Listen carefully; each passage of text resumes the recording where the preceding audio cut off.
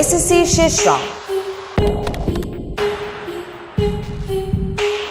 বাঁচতে হলে করতে হবে সার্ভাইভ।